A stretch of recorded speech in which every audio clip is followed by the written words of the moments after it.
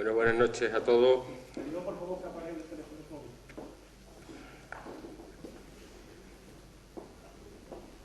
Es un honor para mí compartir este estrado y presentar a Fernando Ortega Irizo, que yo creo que poca presentación tiene entre nosotros. Fernando, como sabéis, es hijo de Fernando y de Camila, el cuarto de 7 hermanos, nacido allá por el año 64, un 22 de septiembre. Realizó sus estudios de primaria y de secundaria aquí en este pueblo de Pilas. En el 87 obtuvo el título de licenciado en Filología Hispánica por la Universidad de Sevilla, así como el certificado de aptitud pedagógica, expedido por el Instituto de Ciencias de la Educación de la misma Universidad de Sevilla. En el 88 ganó las oposiciones a profesor agregado de bachillerato y desde el curso 88-89 ha trabajado como profesor de enseñanza secundaria de lengua y literatura en los institutos de Bonares, Dos Hermanas, La Palma del Condado y aquí mismo en Pilas. Obtuvo la licenciatura en periodismo por la Universidad de Sevilla en el año 96. En la actualidad ejerce como profesor de educación a distancia de la Junta de Andalucía, con sede en Camas. Destacar entre sus publicaciones el trabajo Las rotulaciones y leyendas en los edificios religiosos de Pilas, volumen 2 sobre historia de Pilas, así como múltiples artículos que salieron en nuestra revista de feria, en la publicación Andalucía Educativa y en otros y diversos medios.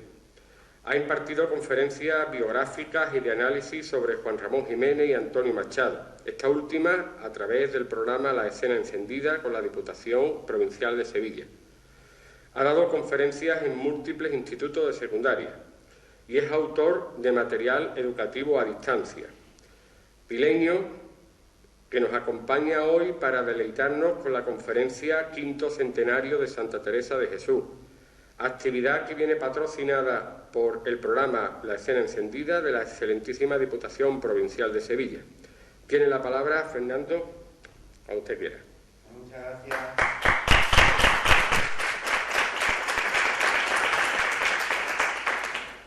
Muchas gracias, amigo Antonio. Gracias también a la Delegación de Cultura del Ayuntamiento, a la Diputación, también a mi amigo Francisco Barragán, que ha vuelto a confiar en mí para compartir con vosotros esta semblanza de Santa Teresa de Jesús, este año que conmemoramos el quinto centenario de su nacimiento. Y gracias también a los miembros de la Corporación Municipal que están por aquí, que sé que bueno, estáis justos de tiempo y para mí es una gran satisfacción. Como una gran ilusión me hace también el hecho de que este acto forme parte de la celebración de nuestra Feria de la Cultura, que es una cita bueno, pues muy especial para todos nosotros y a la que le tenemos mucho cariño. Y gracias, por supuesto, a todos los que me acompañáis en esta tarde aquí para escuchar la conferencia. No me va a resultar fácil comprimir en el espacio de una conferencia todo lo que se podría decir de un personaje como Teresa de Ávila, que suscitó durante su vida y ha provocado desde su muerte hasta hoy un interés extraordinario, sobre cuya vida y obra se han volcado estudiosos de todo tipo, incluidos religiosos, filólogos, historiadores, psiquiatras, directores de cine, de televisión, etcétera, etcétera. Hay una idea que resalta por encima de todas en cuanto conocemos un poco a este personaje, que es la pasión, el apasionamiento, la vehemencia, la intensidad con la que vivió todos y cada uno de los episodios de su rica y compleja existencia. Desde luego, no podemos decir que la suya fuera una vida monótona y gris, todo lo contrario. Y eso que la humildad era una de las divisas que predicaba la santa, pero ojo, una humildad bien entendida, que se basa en el conocerse bien a uno mismo, ser consciente de sus capacidades y sus limitaciones y sobre todo no caer en la pusilanimidad ni en la cobardía. En este sentido, Teresa de Ávila es representativa de lo que se ha llamado el socratismo cristiano, una de las características de la escuela mística española. En su opinión, es necesario conocerse bien a uno mismo, sentirse capaz de hacer grandes cosas y tener la voluntad de hacerlas. y la verdad es que lo demostró bastante bien a lo largo de su vida. Teresa Sánchez de Cepeda, Dávila y Ahumada, que ese es su nombre completo, nació en Ávila el 28 de marzo de 1515. Su padre, Alonso Sánchez de Cepeda, se casó en 2 ocasiones. De su primer matrimonio con Catalina del Peso nacieron 2 hijos, pero su esposa murió pronto y volvió a casarse con la jovencísima Beatriz de Ahumada, con la que tuvo 10 hijos, entre ellos a Teresa, que era la tercera en orden de edad y la primera de las 2 hembras que formaron tan larga descendencia. Solo tuvo una hermana, hembra, todos los demás fueron varones. A propósito de su nombre, Fray Luis de León, que la conoció muy bien y que editó y publicó la mayoría de su obra, dijo estas palabras: sus padres pusiéronle nombre Teresa, guiados a lo que entiendo por Dios, que sabía los milagros y maravillas que en ella había de hacer y por ella, porque Teresa es Talasia, nombre antiguo de mujeres y griego, que quiere decir milagrosa. Doña Beatriz, la madre, también muere joven, con 33 años, algo que afectó profundamente a nuestra protagonista, que contaba tan solo con 13 años cuando la perdió. Don Alonso Sánchez ostentaba la condición de hidalgo.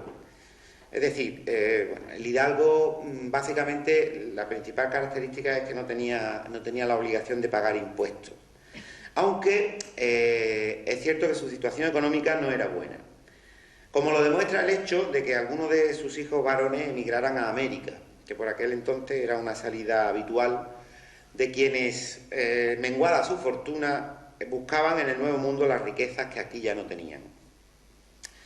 Hoy sabemos con certeza que el padre de don Alonso, es decir, el abuelo de Teresa, fue un judío converso de Toledo, un dato que intentó ocultar celosamente el franquismo.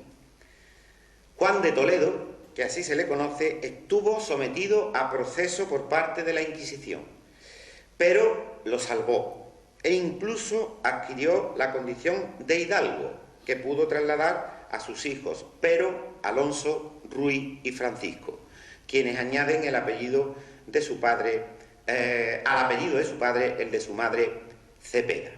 O sea, no todos los judíos conversos fueron quemados en la hoguera ni se fueron de España. Algunos, bueno, pues se convirtieron sinceramente, o al menos así lo entendieron los tribunales de la Inquisición en su momento, y pudieron continuar su vida como le pasó al abuelo de Teresa. Es un dato llamativo que Teresa sea nieta de un judío converso, pero hay que apresurarse a afirmar que ella nació y creció en el seno de una familia profundamente cristiana. De hecho, ninguno de sus enemigos recurrió nunca a este argumento en su intención de perjudicarla. No hay nada en la vida ni en la obra de Teresa que permita relacionar sus angustias con ningún tipo de discriminación por esta causa. En la primera mitad del siglo XVI, la pureza de sangre aún no se había convertido en una obsesión en España, como desgraciadamente ocurrirá un siglo más tarde. Teresa, como era habitual en la época, no cursó ningún tipo de estudio reglado, algo que estaba vedado a las mujeres. De hecho, ella nunca aprendió latín, condición indispensable para que una persona pudiera considerarse letrada. Sin embargo, sí que aprendió a leer y a escribir, seguramente gracias a su madre. Ese fue sin duda el mayor tesoro que pudo recibir de su progenitora. La lectura era la única ventana que podía abrirse para una mujer en aquella época, y Teresa siempre fue consciente de ello. Así lo demuestra en una de sus frases más conocidas y citadas, que fotografié este verano en una tienda de recuerdos de Ávila, que dice: lee y conducirás, no leas y serás conducido. Teresa sabe que el conocimiento es el único camino para obtener la verdadera libertad, y nos lo transmite con una clarividencia pasmosa, con una frase breve, sencilla de entender, y que a mi juicio debería figurar en la entrada de todos nuestros centros educativos, y si me apuran, hasta en las habitaciones de nuestros adolescentes y jóvenes.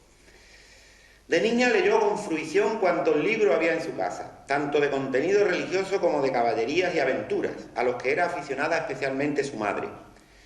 Todos los devoraba con deleite.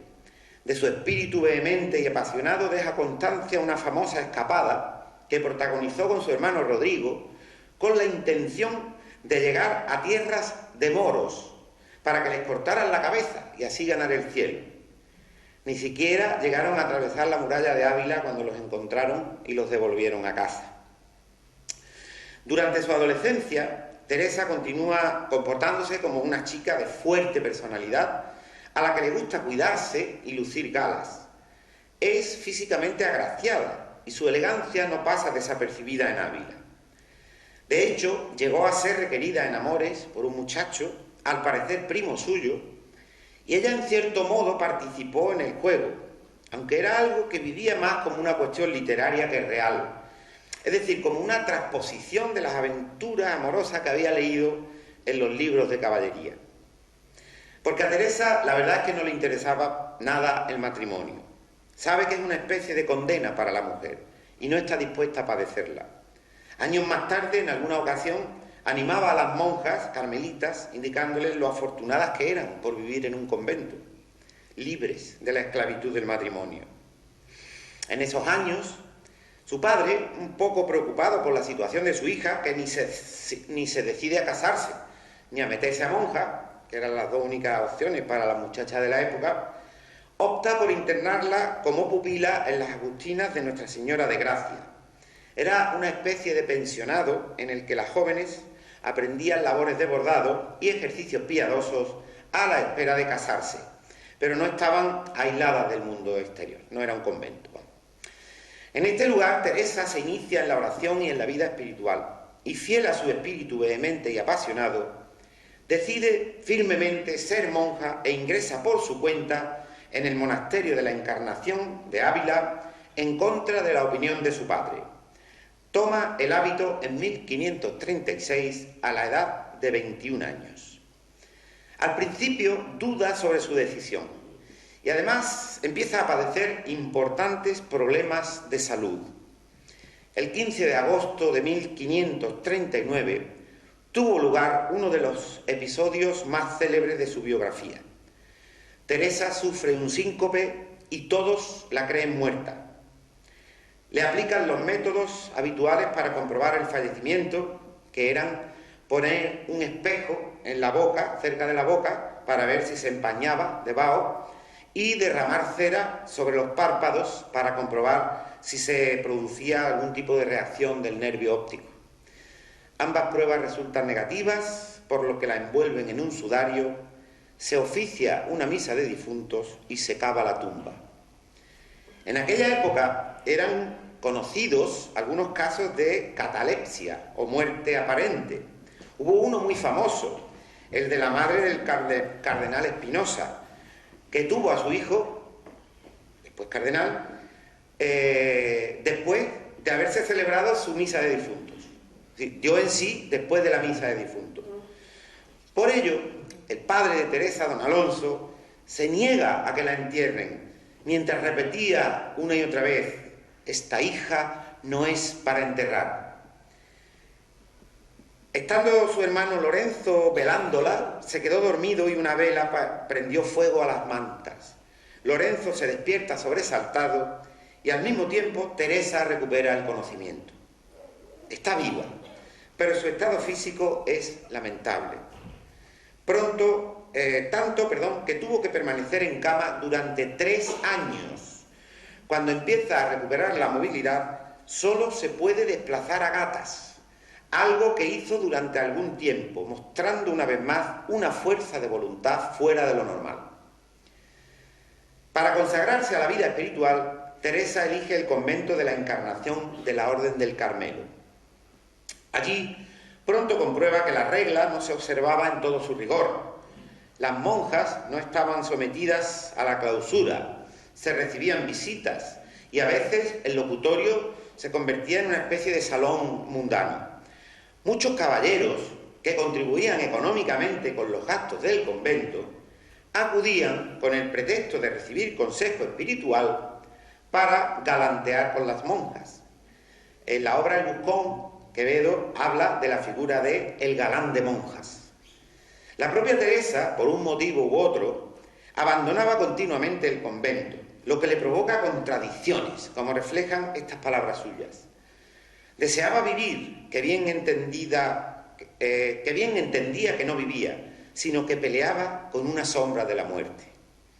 En 1543 vive su primera aparición. Ve a Jesucristo que la reprende por su conducta. También tiene un inesperado encuentro con un sapo repugnante al que identifica con el maligno. Durante estos años, Teresa se siente amenazada por la tentación de la mediocridad y quiere reaccionar. Para ello, contó con la inestimable ayuda de doña Guiomar de Ulloa, una rica viuda de 28 años, entregada por entero a la devoción, a la que conoció en esta época y que terminaría convirtiéndose en un personaje fundamental en su vida. En 1553 se siente conmocionada ante un cuadro que acaban de traer al convento que representa la imagen de un ecce homo. Así lo cuenta Teresa. En mirándola, toda me turbó de verle tal, porque representaba bien lo que pasó por nosotros. Fue tanto lo que sentí de lo mal que había agradecido aquellas llagas, que el corazón, me parece, se me partía, y arrojóme cabe él con grandísimo derramamiento de lágrimas, suplicándole me fortaleciese ya de una vez para no ofenderle. Y un año más tarde, en 1554, tiene lugar otro acontecimiento crucial en su evolución, la lectura de las Confesiones de San Agustín, que llegan a trastornarla por completo. Fue el libro que más la marcó, junto con el tercer abecedario espiritual del padre Osuna, donde se sugiere que para rezar, y aquí llamo especialmente la atención a las personas que estén de alguna manera en relación con el mundo de la meditación y demás, fijaos lo que dice el padre Osuna, el siglo XVI, para rezar hay que hacer el vacío en uno mismo, no pensar en nada, despojarse de todo lo accesorio para ponerse más íntimamente en contacto con Dios de forma afectiva, experimental. Estas palabras nos llevan fácilmente a recordar que el misticismo no es ni mucho menos específico de la religión católica. También existe en el hinduismo, en el budismo, en el islam. Cuenta con una larga tradición desde el neoplatonismo de Plotino y los escritos de San Agustín y de Dionisio Areopagita. De hecho, el símbolo usado por Teresa de los 7 castillos o moradas del alma es de origen islámico, concretamente de la literatura sufí, que es la vertiente mística del Islam. Así llegamos al año 1555, año que podemos considerar como el de la conversión definitiva. Recordemos, nació en 1515, 1555, tiene 40 años. Teresa toma la decisión firme y sin marcha atrás, pues no se conforma con la mediocridad y aspira a una vida interior más auténtica y plena. Y es de este modo como llega al misticismo, una experiencia en la que Dios no solo es conocido por la razón iluminada por la fe, es un conocimiento directo, cara a cara. El alma consigue escapar del cuerpo y llegar a una unión plena con Dios. La experiencia mística es en sí misma inefable. Inefable quiere decir que no se puede explicar con palabras. Por eso, los místicos se afanan en buscar símbolos, metáforas, analogías, que hagan entendible aquello que solo es posible aprehender gracias a una experiencia directa. Ya en el bíblico Cantar de los Cantares encontramos que se recurre al lenguaje amoroso, un lenguaje amoroso cargado de un erotismo intenso para verbalizar la unión del alma con Dios. Esa es la línea que siguió el otro gran místico español, San Juan de la Cruz, en su excelsa obra Cántico Espiritual. En Teresa encontramos, como ya hemos referido, la alegoría del castillo interior o las moradas, es decir, son como 7 habitaciones, 7 estancias que ha de recorrer el alma hasta llegar al matrimonio espiritual o fusión total en la última de ellas. También desarrolla una hermosa simbología basada en el riego. A Teresa le interesaba mucho hacerse entender, por todo tipo de personas. Entonces, del riego saben muchas personas, los campesinos y demás. Entonces, crea esta analogía que a mí me parece preciosa, porque, ya digo, es muy cercana y fácil de entender para mucha gente de su época, ¿no? Entonces, ella dice que la oración puede compararse con 4 formas de regar un huerto.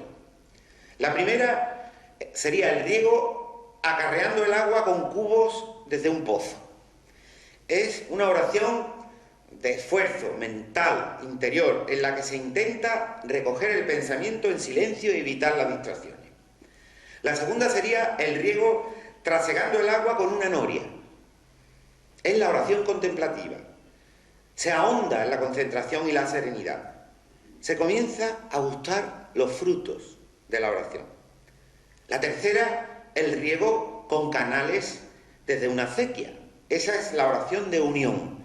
El esfuerzo es ya muy pequeño. Los vaivenes de la mente son absorbidos por un intenso sentimiento de amor y sosiego. Y por último, el riego con la lluvia que viene del cielo. Es el éxtasis o arrobamiento. Se pierde el contacto sensorial con el mundo. Se pierde incluso la sensación de estar en el cuerpo. Acá no hay sentir, sino gozar, sin entender lo que se goza, dice ella. Es a partir de este momento cuando empiezan los arrobos y los éxtasis. El episodio más conocido es el que tuvo lugar en 1560 en casa de doña Guiomar de Ulloa, la que cité antes, conocido como el de la transverberación, en el que se le presenta un ángel que atraviesa su corazón con una lanza. Aquí tenemos una imagen de la que ahora hablaré. Es un conjunto escultórico que recoge este momento que os voy a leer, cómo lo cuenta Teresa en el libro de su vida. Quiso el Señor que viese aquí algunas veces esta visión. Veía un ángel cabe mí hacia el lado izquierdo en forma corporal, lo que no suelo ver sino por maravilla. Aunque muchas veces se me representaban ángeles, es sin verlos, sino como la visión pasada que dije primero. En esta visión quiso el Señor le viese así. No era grande sino pequeño, hermoso mucho, el rostro tan encendido que parecía de los ángeles muy sabido que parecen todos se abrazan. Deben ser los que llaman querubines, que los nombres no me los dicen. Más bien veo que en el cielo hay tanta diferencia de unos ángeles a otros y de otros a otros que no lo sabría decir. Veíale en las manos un dardo de oro largo y al fin del hierro me parecía tener un poco de fuego. Este me parecía meter por el corazón algunas veces y que me llegaba a las entrañas. Al sacarle me parecía las llevaba consigo y me dejaba toda abrasada en amor grande de Dios. Era tan grande el dolor que me hacía dar aquellos quejidos y tan excesiva la suavidad que me pone este grandísimo dolor que no hay desear que se quite, ni se contenta el alma con menos que Dios. No es dolor corporal, sino espiritual, aunque no deja de participar el cuerpo algo, y aun harto. Es un requiebro tan suave que pasa entre el alma y Dios, que suplico yo a su bondad, lo dé a gustar a quien pensare que miento. Este episodio, y otros muchos, los éxtasis, los arrobos de Santa Teresa, han dado lugar a lo largo del tiempo pues a interpretaciones de todo tipo y algunas pues muy relacionadas con cuestiones eróticas, incluso sexuales. Este conjunto escultórico que pertenece a Bernini y que está en una iglesia de Roma, pues mirad, he cogido estos primeros planos para que veáis la cara de Teresa. En mi opinión hay una clara erotización del momento, ¿no? del éxtasis. Pero ahí no queda la cosa, hay más. Por ejemplo, otro pintor italiano la llegó a pintar desnuda. Ahí la tenemos, ¿no?, en ese grabado. Tenemos también a un autor francés, Georges Bataille, que escribe un libro, un famoso libro, titulado El erotismo, en el que pone en estrecha relación la religiosidad, no ya de Teresa, sino la religiosidad en general con la sexualidad. Pero fijaos, la portada del libro es, curiosamente, la imagen de la escultura de Bernini, de Teresa, ¿no? O tenemos también, yo que sé, a una psiquiatra francesa, María Bonaparte, quien identifica el goce místico y el goce orgásmico. Quizás, no sé, es raro, no sé, yo pensando, franceses, Bataille francesa, María Bonaparte francesa, los que saben francés saben que el orgasmo en francés se dice la petite mort, la pequeña muerte, ¿sí? Una pequeña muerte, el momento en el que el alma de alguna manera se separa del cuerpo, ¿no? Bueno, y por último voy a poner como ejemplo la película Teresa, el cuerpo de Cristo, española, de Ray Loriga, protagonizada por Paz Vega. Yo creo que el cartel no deja lugar a dudas sobre la intención de relacionar el misticismo y el erotismo, ¿no? Creo que es bastante evidente. Aunque luego la película en sí también me parece que es muy respetuosa, ¿no?, con la figura de Teresa. Pero bueno, siempre ha existido esa tendencia de pensamiento, por decirlo de alguna forma. Bueno, en una época en la que en toda Europa las divergencias religiosas se agudizan a raíz de la Reforma protestante, no olvidemos que en el siglo XVI se está produciendo la escisión de la Iglesia, la Reforma protestante, estos episodios empiezan a provocar en los más extremistas defensores de la ortodoxia católica vean en Teresa a una sospechosa. De hecho, el libro de su vida lo escribe por consejo de sus confesores, con la intención de dejar a sus acusadores sin argumentos con respecto a su fidelidad al catolicismo. En este sentido, aparecerán dos figuras que se van a convertir en un apoyo clave para Teresa, no solo ante la amenaza de la Inquisición, sino en su posterior aventura de reformar la Orden del Carmelo. Me estoy refiriendo a Francisco de Borja y a Pedro de Alcántara. Amén del apoyo constante de doña Guiomar de Ulloa, como ya he dicho. El primero, Francisco de Borja, es un jesuita de noble estirpe que se vino de Roma huyendo del boato de las altas jerarquías, ya que lo querían nombrar cardenal, y él no aspiraba a eso. Y el segundo, un franciscano, cuya vida ejemplar y piadosa lo habían convertido en una especie de santo en vida para el pueblo. Teresa toma la determinación de emprender una tarea tan dificultosa y atrevida como reformar la Orden del Carmelo. Sabe que no va a ser fácil y que va a tener que abandonar lo que hoy conoceríamos como la zona de confort. Mirad cómo lo dice ella. Mas yo, por otra parte, como tenía grandísimo contento en la casa que estaba, porque era muy a mi gusto, y la celda en que estaba muy a mi propósito, todavía me detenía. En estas estaba cuando un día, después de comulgar, el mismo Cristo se le aparece y la conmina a tirar hacia adelante. De este modo habrá de fundar un primer convento dedicado a la figura de San José.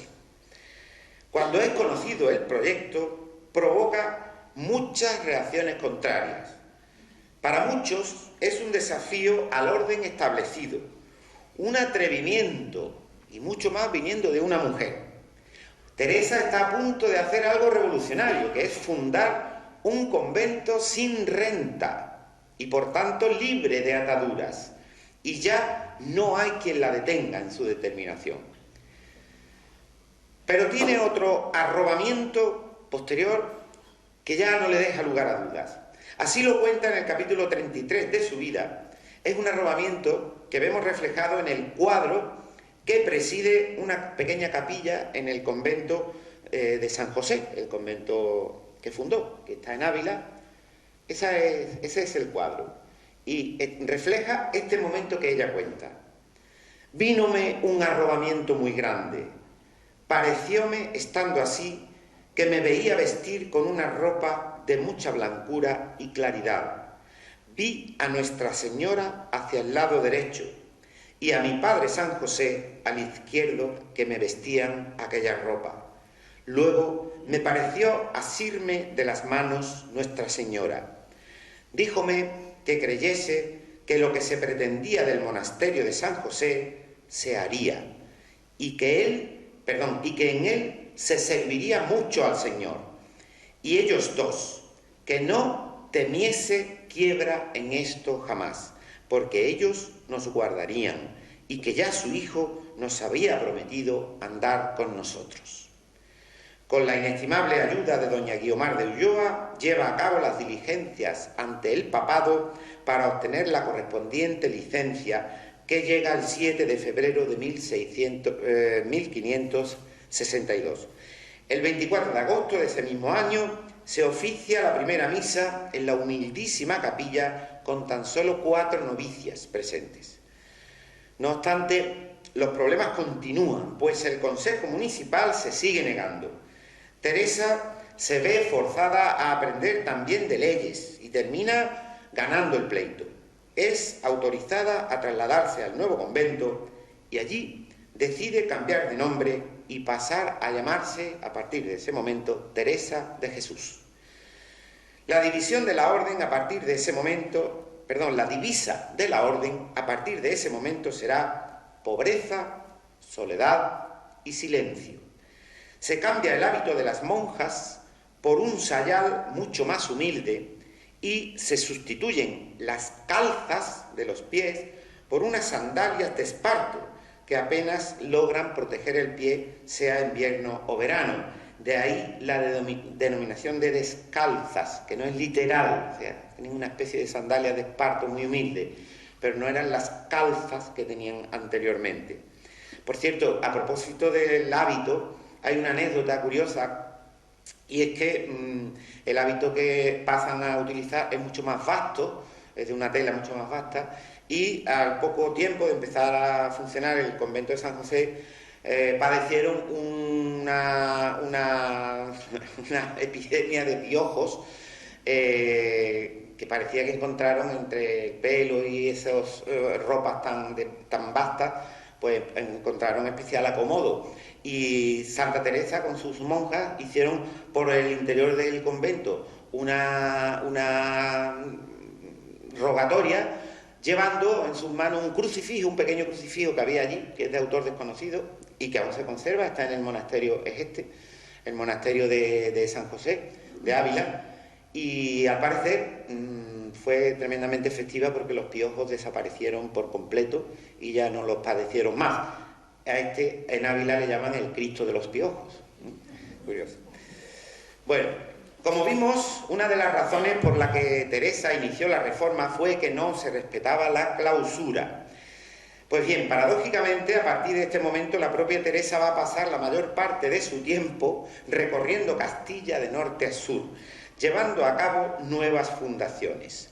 Según su testimonio, el 9 de febrero de 1570 se le aparece Cristo, quien le dice que no era tiempo ahora de descansar, sino que me diese prisa a hacer estas casas que con las almas de ellas tenía el descanso.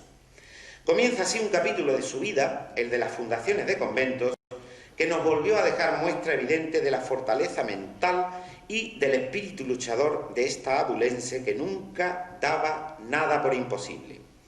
Entre el 67 y el 71 lleva a cabo las fundaciones más difíciles: Medina del Campo, Malagón, Valladolid, Toledo, Pastrana, Salamanca y Alba de Tormes. Durante 3 años sus superiores le prohíben fundar más conventos. En el año 74 vuelve a la carga con Segovia, Beas, Sevilla y Caravaca. En este momento es cuando se produce de forma más agria la polémica entre los carmelitas calzados y los carmelitas descalzos, que hace que Teresa se retire durante 4 años, pasados los cuales vuelve a erigir conventos en Villanueva de la Jara, Palencia, Soria, Granada y Burgos, el último que fundó, pocos meses antes de su muerte. Cada fundación suponía una tarea ingente, ante la que Teresa no se arredraba. Con respecto al caso de Sevilla, porque es el más cercano, el trabajo estuvo lleno de dificultades. No fue bien acogida por el arzobispo y estuvo a punto de abandonar su proyecto. A este respecto nos dice en el libro de las fundaciones: nadie pudiera juzgar que en una ciudad tan caudalosa como Sevilla y de gente tan rica había de haber menos aparejo de fundar que en todas las partes en que había estado. No sé si es el mismo clima de la tierra, que he oído siempre decir que los demonios tienen más mano allí para tentar. Curiosamente, estando ella en Sevilla, llega a la ciudad, procedente de América, su hermano Lorenzo. Fíjense la casualidad. Hacía 34 años que no se veían. Y él llega a Sevilla justo cuando Teresa está en Sevilla. Y allí se encuentran. Y él es el que aporta el dinero para comprar el edificio del convento, situado en pleno barrio de Santa Cruz, y que es ese que ven en la imagen. El 26 de julio de 1582, concluida la fundación de Burgos, Teresa se marcha, agotada y enferma, camino de su tierra. En el camino hace varias paradas largas para descansar. Hay que imaginar cómo eran los transportes en la época, en carros, por caminos infernales, y ella ya tenía una edad y estaba bastante delicada de salud. En el camino de regreso recibe la noticia, para colmo, de que la duquesa de Alba va a dar a luz y ha pedido expresamente que ella esté presente en el parto. A pesar de su estado, ella sabe que no se puede negar, aunque afortunadamente el parto se adelanta y no tiene que acudir. Teresa regresa finalmente a Alba de Tormes, ya muy enferma, y allí muere el 4 de octubre de 1582. 4 de octubre. Sin embargo, era la víspera del 15 de octubre. ¿Cómo es posible? Pues justo en ese momento estaba prevista la reforma del calendario. El Papa Gregorio XIII reformó el calendario que estaba en vigor desde la época de Julio César, calendario juliano. Se habían dado cuenta de que había que hacer un reajuste y añadir 10 días. Y desde entonces está vigente el calendario que llamamos gregoriano, el Papa Gregorio XIII. Pues fue justo en ese momento. Por eso, aunque ella murió el 4, la Iglesia celebra el día de Santa Teresa de Jesús el 15 de octubre, ¿vale? La enterraron con toda rapidez, pues en Alba de Tormes eran conscientes de lo importante que es acoger los restos de una mujer considerada santa. 9 meses más tarde, el padre Gracián, provincial del Carmelo, ordena la exhumación del cadáver. Según testimonios de los presentes, el cuerpo está incorrupto y exhala un agradable aroma. En ese momento comienza una macabra ceremonia de descuartización del cadáver para conseguir reliquias. El cuerpo es trasladado a Ávila y más tarde, por orden del Papa Sixto V, regresa a Alba de Tormes, donde hoy está el cuerpo, lo que queda del cuerpo. No conformes con eso, el cadáver fue exhumado una vez más para extraerle el corazón, y hoy los trozos de ese maltratado cuerpo se encuentran repartidos por muchos lugares de España y del mundo. En fin, el pie derecho y parte de la mandíbula en Roma, la mano izquierda en Lisboa, el ojo izquierdo y la mano derecha en Ronda. Bueno, aquí he puesto una imagen de 2 de las reliquias, que son el corazón y el brazo, que están en Alba de Tormes. Ese es el famoso brazo incorrupto que tanto cariño le tenía don Francisco Franco. Hay un dedo, por cierto, en Sanlúcar de Barrameda. Bueno, en todo momento Teresa demostró ser una mujer inteligente y también culta, aunque muchas veces intenta no parecerlo para no tener que enfrentarse a los prejuicios de su tiempo. Ella está convencida de que las mujeres están capacitadas para llegar más lejos que los hombres en el camino de la contemplación y la piedad. En esto, Pedro de Alcántara está de acuerdo con ella. Por eso le repugna una sociedad que rechaza a las mujeres con unos padres que deploran el nacimiento de una niña. En su libro Camino de Perfección escribió estas palabras refiriéndose a los que llaman jueces del mundo, a los hombres. Como son hijos de Adán y, en fin, todos varones, no hay virtud de mujer que no tengan por sospechosa. Sí, que algún día ha de haber, rey mío, que se conozcan todos. No hablo por mí, que ya tiene conocido el mundo mi ruindad, y yo holgado que sea pública, sino porque veo los tiempos de manera que no es razón desechar ánimos virtuosos y fuertes, aunque sean de mujeres. Curiosamente, estas líneas fueron censuradas y no aparecieron en la segunda edición de su obra. También le indigna la servidumbre que espera a la mujer una vez casada. No hay más que leer estas líneas. Os voy a leer unas líneas recogidas en un libro de la época llamado La perfecta casada, libro que algunos sabréis de Fray Luis de León. Y mirad lo que dice Fray Luis de León. Este libro lo escribió para una sobrina suya que se iba a casar, se lo regaló. Y dice: es justo que se precien de callar todas, así aquellas a quien les conviene encubrir su poco saber, como aquellas que pueden sin vergüenza descubrir lo que saben, porque en todas es no solo condición agradable, sino virtud de vida, el silencio y el hablar poco. Así como a la mujer buena y honesta la naturaleza no la hizo para el estudio de las ciencias, ni para negocios de dificultades, sino para un solo oficio simple y doméstico. Así les limitó el entender y por consiguiente les tasó las palabras y las razones. Como ya indicábamos al principio, en algunas ocasiones Teresa bromeaba con sus hermanas carmelitas y les decía: mirad de qué sujeción os he librado, hermanas. Bueno, vamos a pasar a... no sé cómo voy de tiempo, si... a la... bueno... voy a hablar un poco de su obra literaria, que obviamente a mí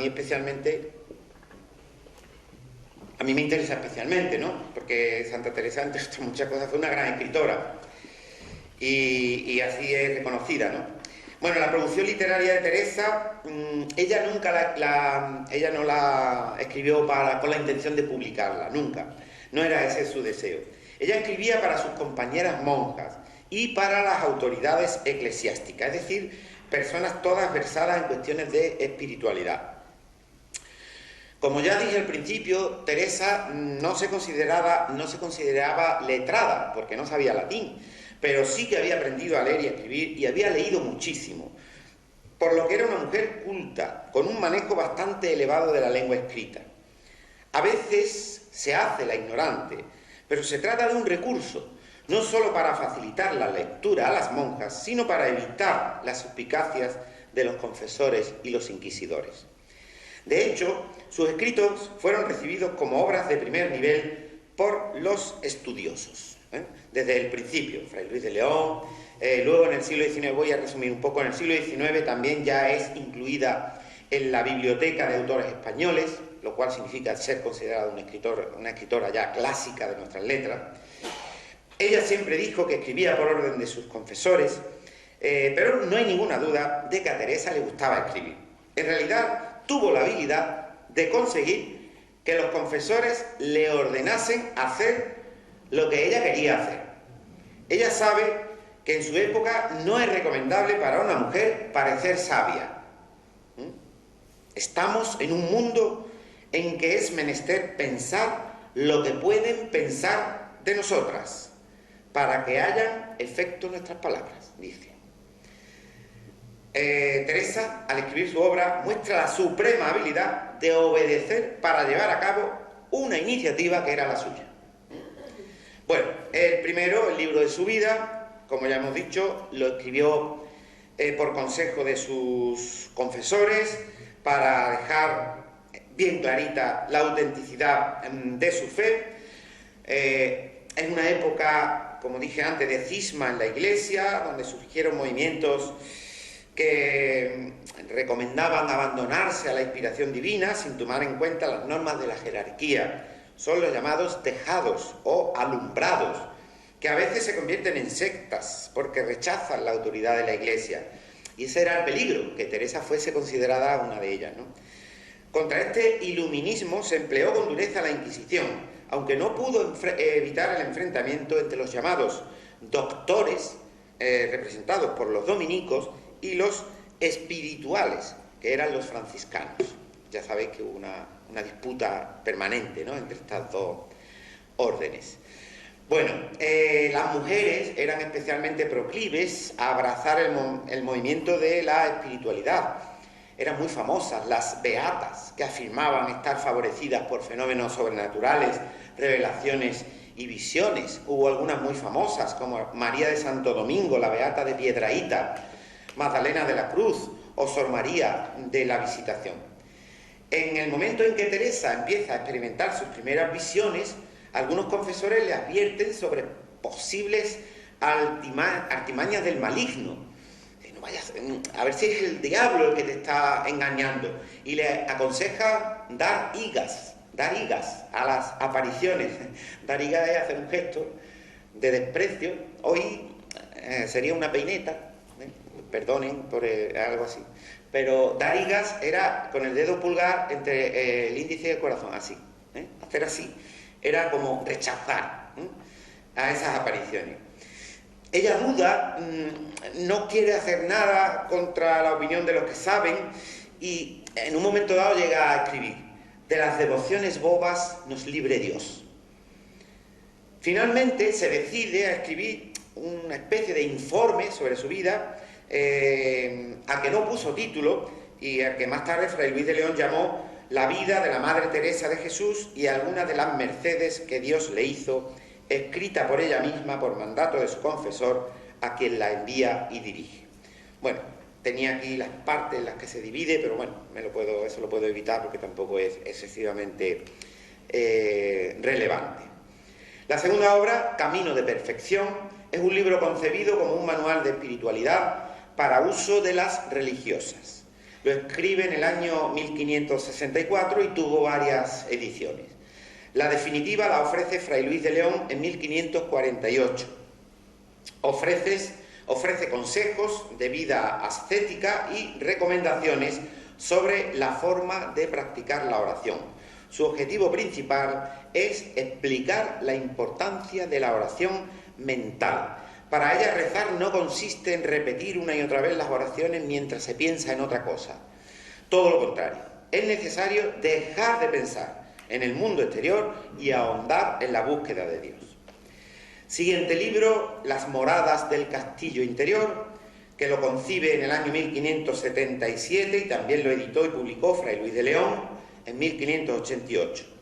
Es una síntesis de la vida mística tal y como ella la había experimentado. Está destinada a lectores avezados, teólogos, monjes y religiosas. En él ofrece la simbología del alma como un edificio o castillo compuesto por 7 estancias. Las 3 primeras corresponden a la vida ascética, es decir, al desapego de cualquier placer mundano. En la 4ª morada llegamos a la oración de recogimiento y de quietud. En la 5ª se alcanza la oración de unión, el alma celebra los esponsales con Dios. En la 6ª morada y en la 7ª se produce el matrimonio espiritual, la fusión total.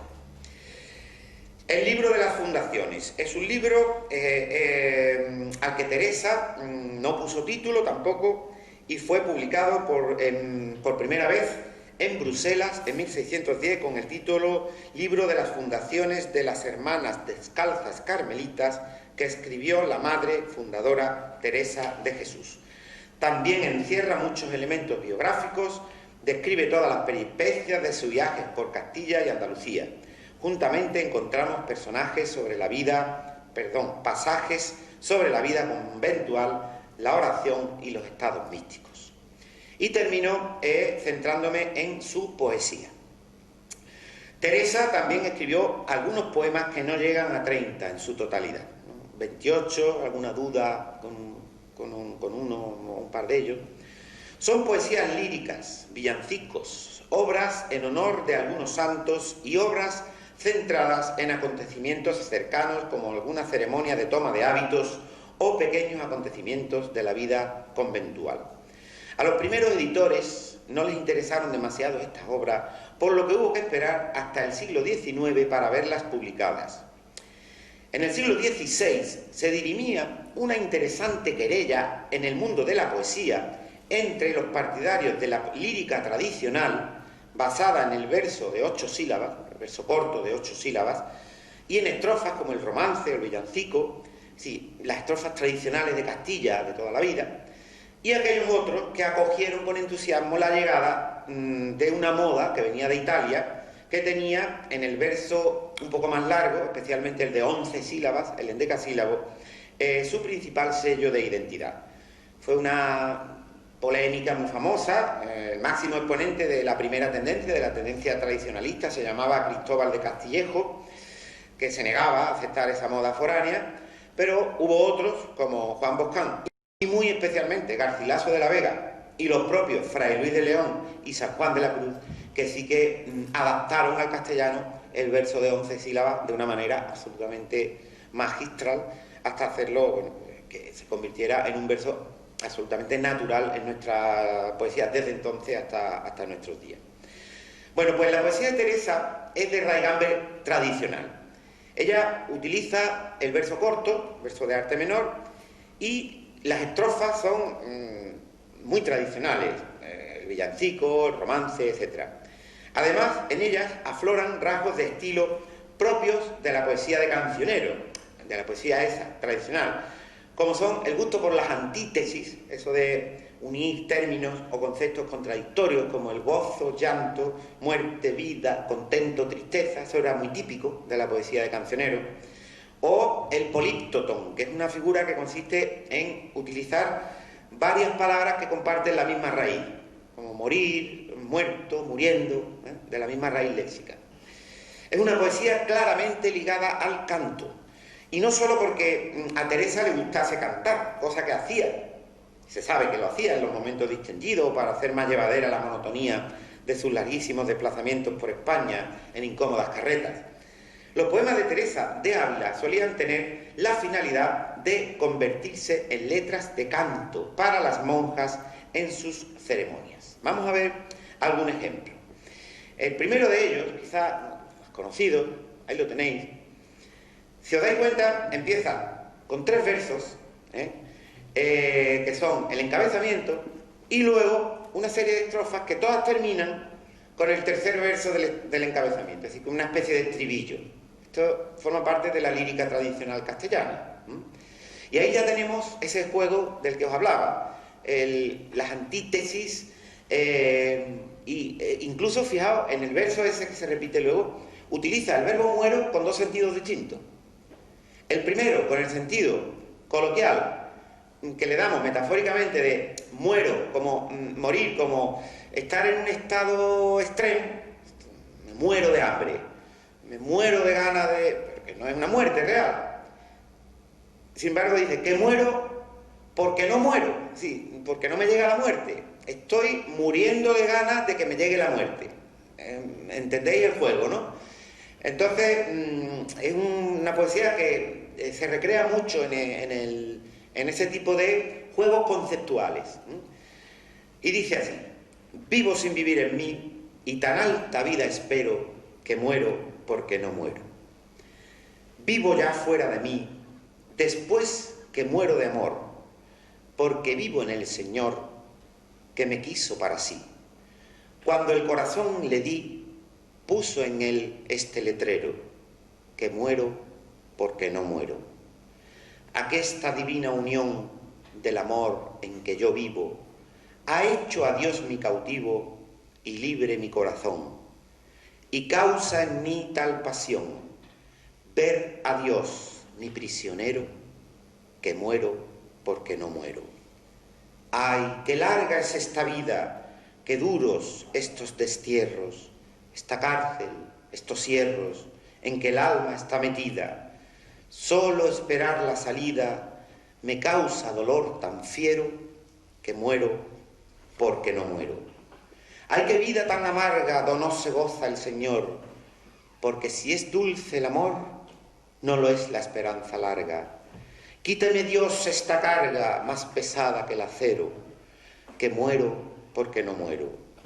Solo con la confianza vivo de que he de morir, porque muriendo el vivir me asegura mi esperanza.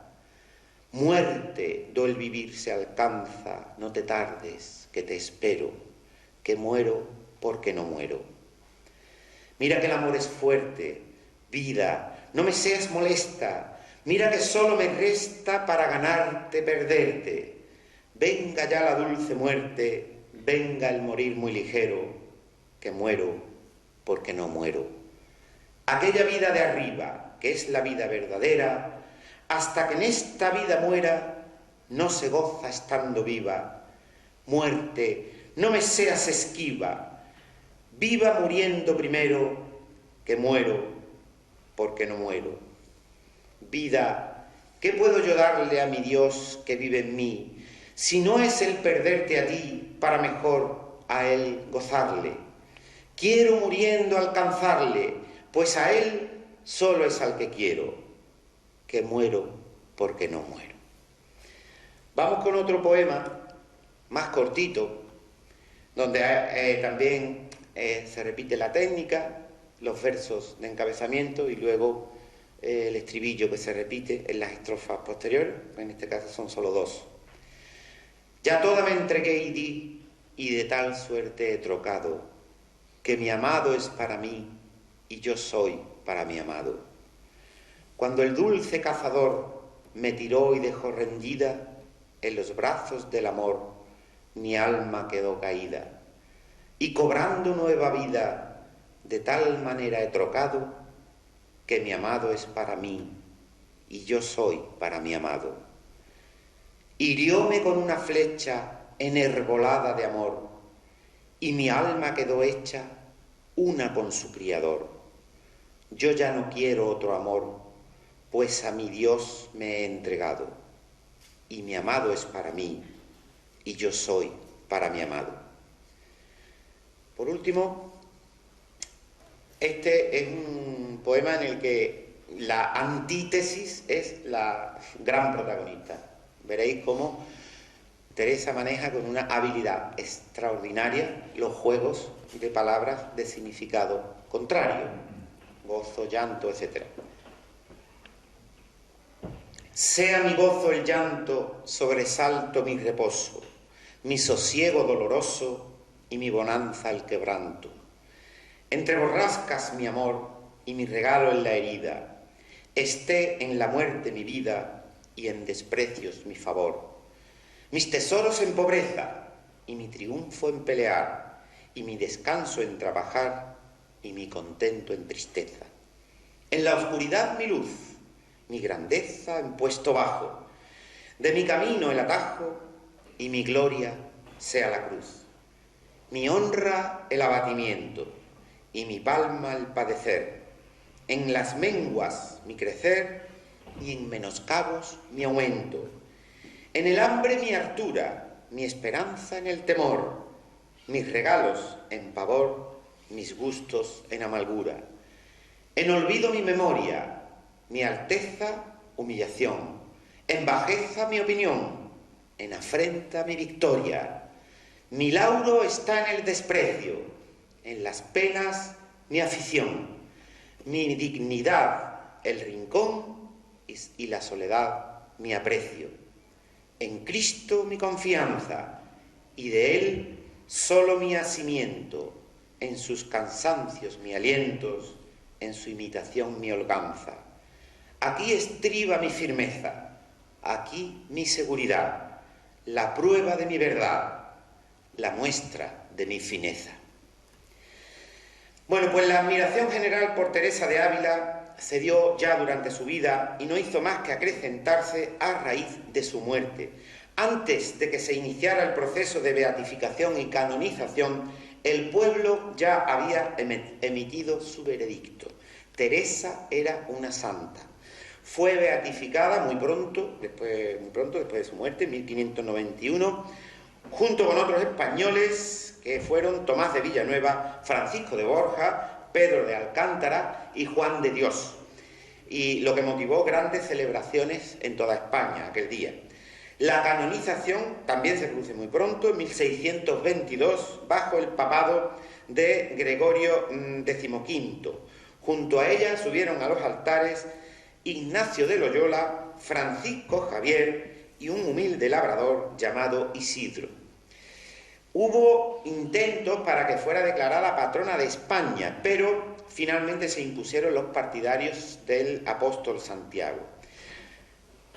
Eso sí, beatificación, canonización muy pronto, pero el título de doctora de la Iglesia no se le dio hasta 1970, junto con Catalina de Siena, siendo Papa Pablo VI. Antes, todos los intentos encontraron el mismo veredicto por parte de la Iglesia: sexus obstat, lo impide el sexo, el ser mujer. El sexo, no el género, El género no, el género es un concepto gramatical. Las personas no tenemos género, tenemos sexo. Y en latín lo tienen claro, sexus obstat. Se trata de un título muy importante, es el ser doctor, en este caso doctora de la Iglesia, que lo otorga el Papa o un concilio ecuménico, y que reconoce la erudición de quien lo obtiene, o se le reconoce como eminente maestro de la fe para los fieles de todos los tiempos. Bueno, pues desde 1970 Teresa de Jesús es doctora de la Iglesia. Sobre la trascendencia de Santa Teresa de Jesús en nuestros días, a los católicos que hay aquí en la sala, pues poco le puedo decir. Pero incluso para los agnósticos o ateos han de reconocer en ella a una mujer luchadora, buena escritora, impulsora de un equilibrio admirable entre la acción y la contemplación, la inteligencia y la sensibilidad, la humildad y la valentía. Teresa combinó de forma sorprendente su condición de mística ardiente y de fría mujer de negocios, que fue capaz de enfrentarse a 1000 dificultades para expandir su obra, lo que hoy podríamos buscar el símil con lo que hoy sería una franquicia, sus conventos, por toda España, enfrentándose a todo tipo de dificultades, legales, económicas, de todo tipo.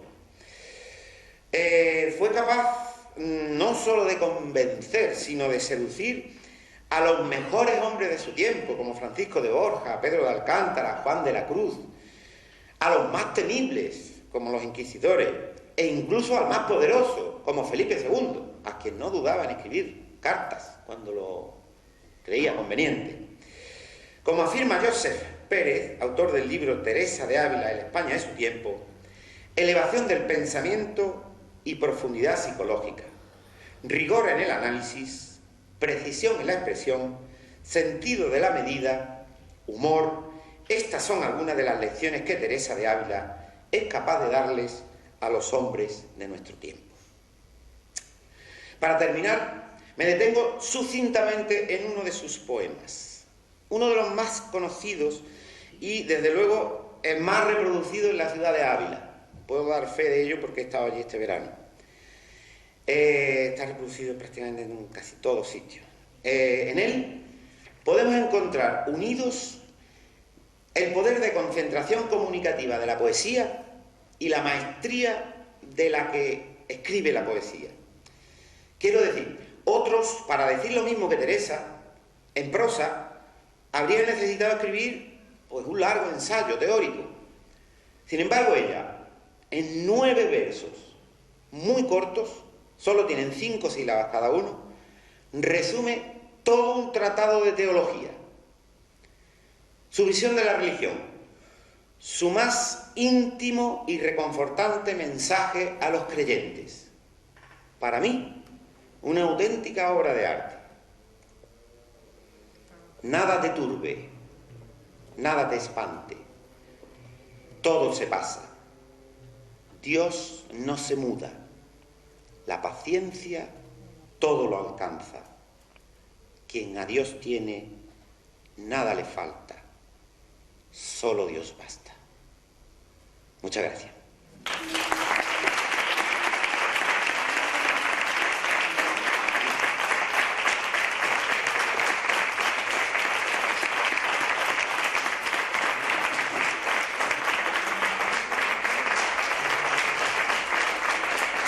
Gracias.